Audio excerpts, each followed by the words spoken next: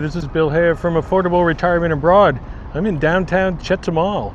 We're adding this city to our itinerary. Didn't plan on it, but it's worked out. Gonna walk around and see what it's like. Let's get started. There is a massive misconception that retiring in the Yucatan means you have to choose between the scorching inland heat of Mérida or the sky-high gringo tax of the Riviera Maya. But what if you want affordable, waterfront living with heavy-duty first-world infrastructure without the massive tourist crowds? Welcome to Chetumal. It's the capital of the Mexican state of Quintana Roo and sits quietly in the southeast corner of the Yucatan Peninsula, right on the border with Belize. But the big question we always ask here on this channel is, just because a place has a waterfront and cheap prices, does that actually make it livable long-term? We have to ask, is Chetumal the ultimate untouristy Mexican haven, or is it too isolated for a comfortable retirement? Today we're putting Chetumal through the 10 dimensions of the GeoPension report card. Stick around to the end and I'll reveal its final score to see how it truly stacks up. Chetumal offers a vibe that is completely different from the heavily touristed Riviera Maya to the north. It features a sprawling layout with a beautiful malecón, or boardwalk, that stretches for miles along the bay. But the real secret weapon of this micro-location is the infrastructure. Because it's a state capital, you have incredibly easy access to top-tier private medical clinics in massive big box stores like Sam's Club, Walmart, and Chedraui. That means you get quick access to first world amenities without the inflated gringo tax you pay in Playa del Carmen or Tulum. But can it pass the accessibility stress test for a North American pension? But before we bring up the scorecard, a quick heads up.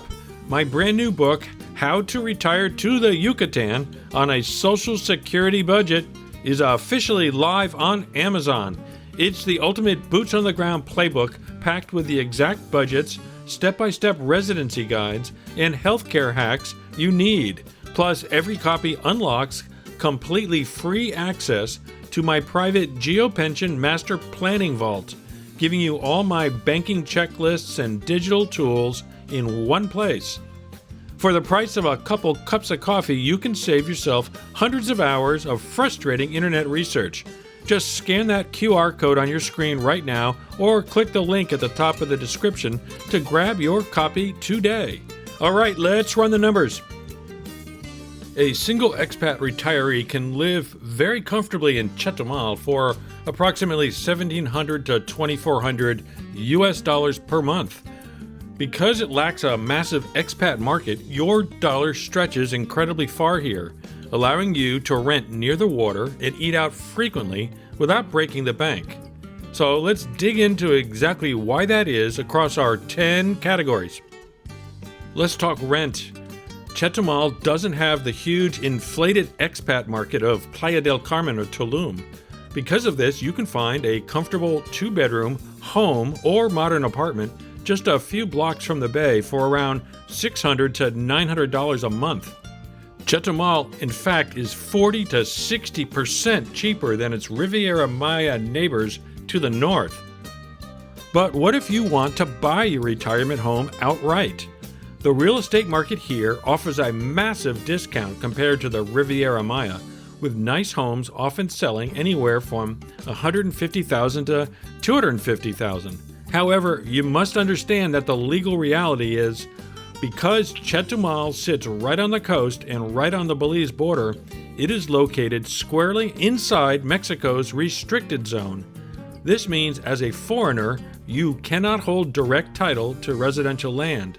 You have to buy it through a fideicomiso, a 50-year renewable bank trust.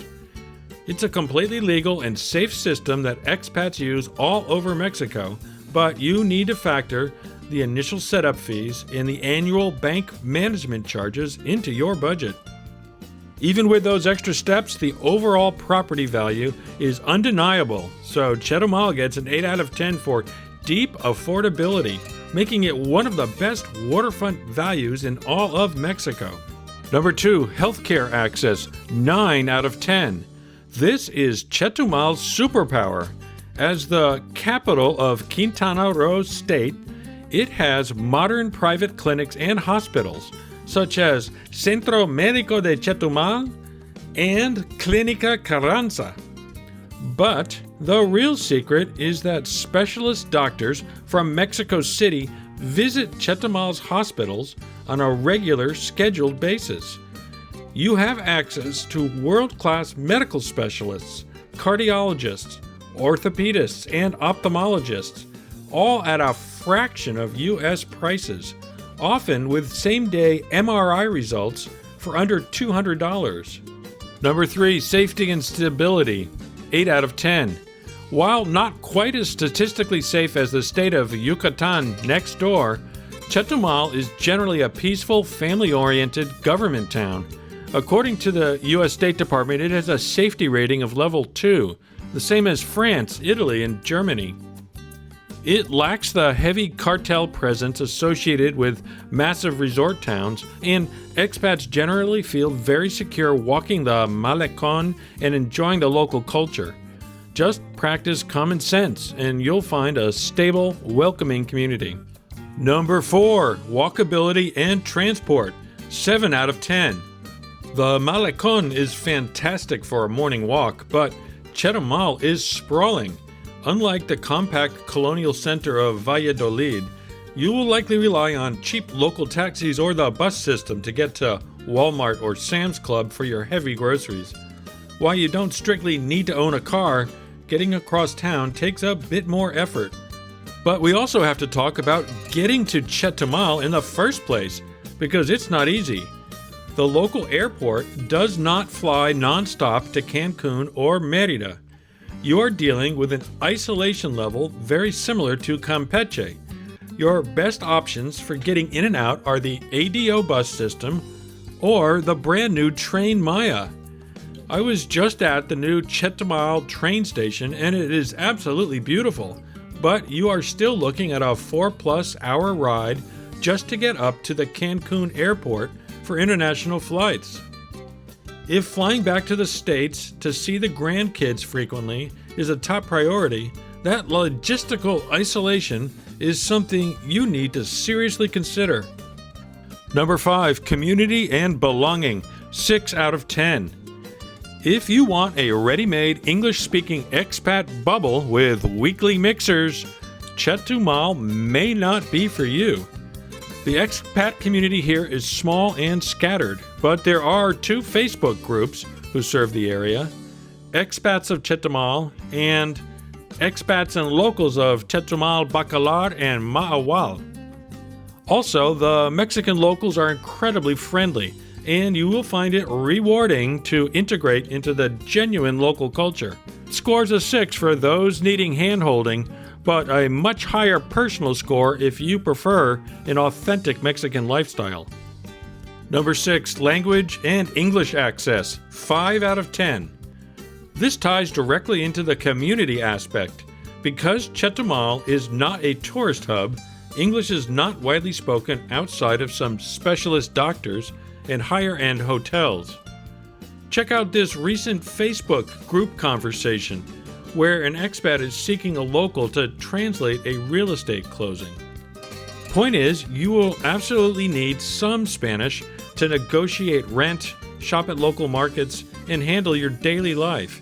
If you refuse to learn Spanish, Chetumal may be a frustrating experience. Number 7, climate and environment, 7 out of 10. Like the rest of the peninsula, Chetumal is hot and humid. However, sitting right on the bay gives it a nice coastal breeze that helps take the edge off the intense summer heat compared to the inland cities. You'll still rely on your AC, but it's more bearable.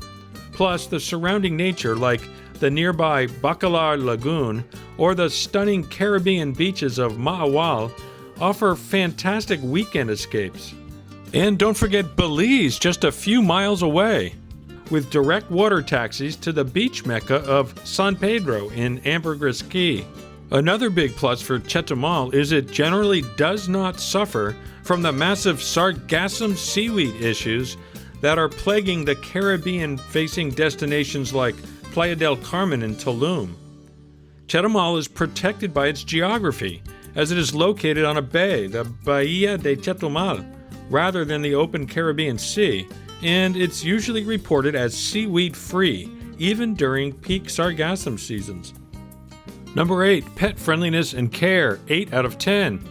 With miles of paved malecón and nearby parks, Chetumal is a fantastic place for dogs. Being a capital city, you also have access to excellent, highly affordable veterinary care. Just keep an eye out for the usual street dogs, and your furry friends will enjoy the lifestyle as much as you do. Number 9, visas and practicality, 6 out of 10.